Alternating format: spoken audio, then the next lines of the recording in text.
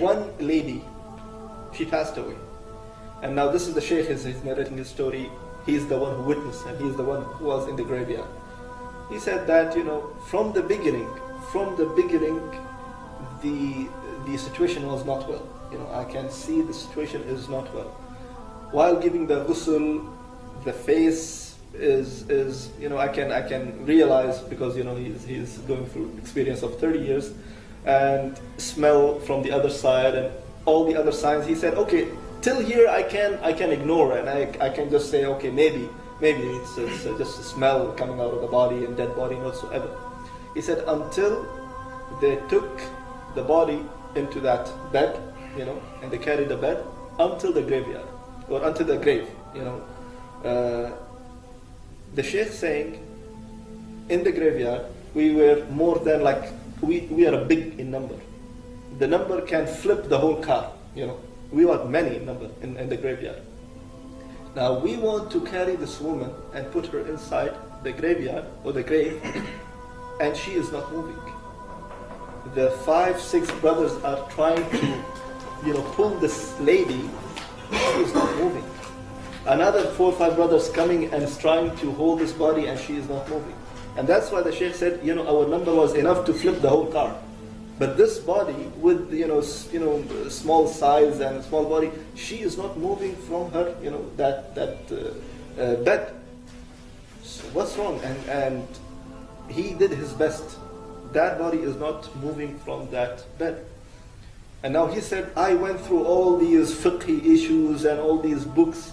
There is nothing like that. Okay, if it's bleeding, you do this. If it's broken, you do this. If you have body chopped into many pieces, what you will do, how you will do ghusl and bath and everything. But I never ever come across with this kind of situation, So I have to call one of the mashayikh. And the situation was really bad. Even though he was saying, before calling the Shaykh, he was standing in between the grave.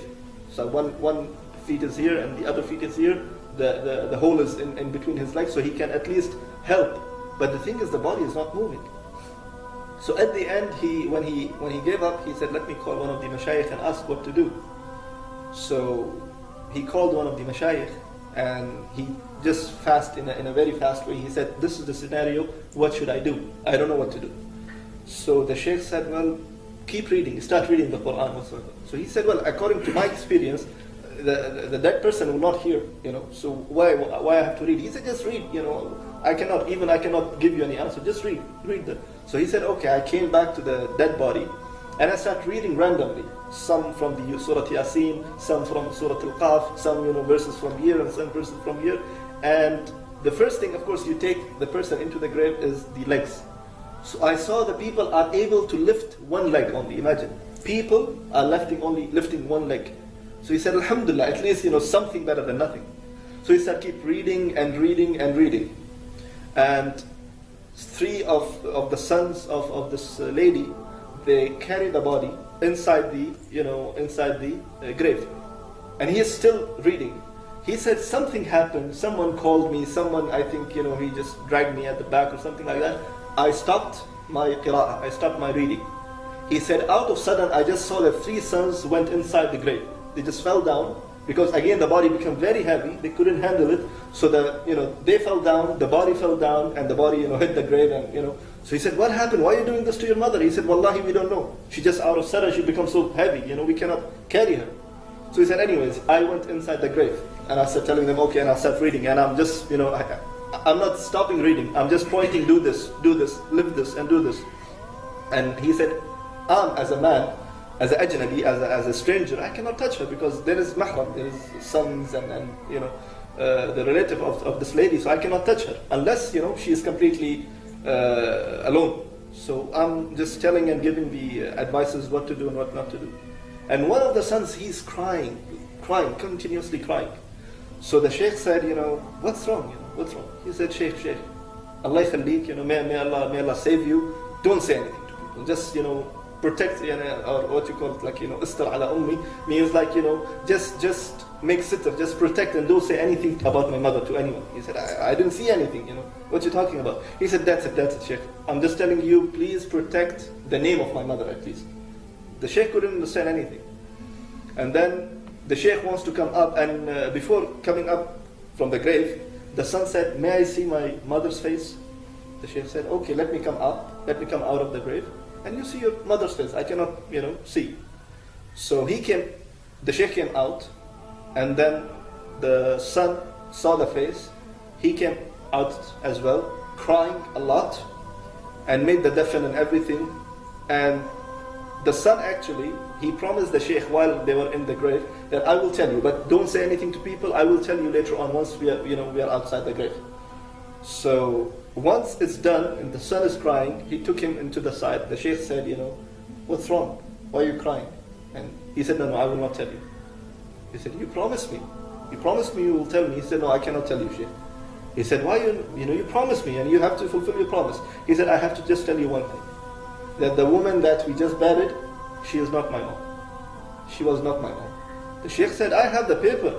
I have the paper, it's your mother and this is her name and this and that. He said, Wallahi Sheikh, I swear by Allah, when you gave her ghusl, I was there. When you gave her the bath, I was there.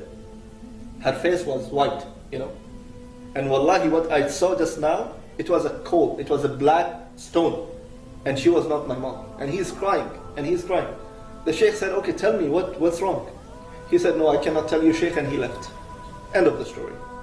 Now the Sheikh saying after a few months, Qaddar Allah, that it was Allah's will that, I prayed again janazah in my graveyard. And a man came to me with a long beard, wearing qatra, and there is a spot of sajda on his forehead. And he said, Sheikh, do you remember me? So he said, no, please remind me, I don't know who you are.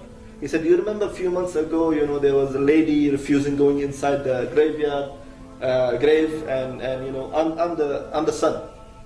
So he said, okay, I think he was before different than now. He said, yes, alhamdulillah, I made a tawbah, and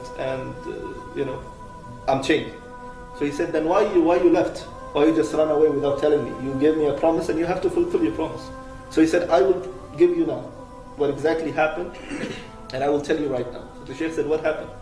He said, my mother, in her whole life, she never ever prayed. In her whole life. She never prayed in her whole life. That was the reason that she is refusing to go, and even now it's a dead body. But the body is refusing to go inside the grave, And when I saw that, I was crying. And then at the end, when I saw the last thing, which is opening her face and the cover on her face, and see, it's completely black. She is not my mother. And I was more depressed and I was more, scared. And this is what happened with me. So this is one of the stories that the Sheikh mentioned. He said, now look, just because she didn't pray whole life, and she was lazy to go and get up for prayers, this is what happened, and people saw and witnessed that the body was refusing to go inside the grave.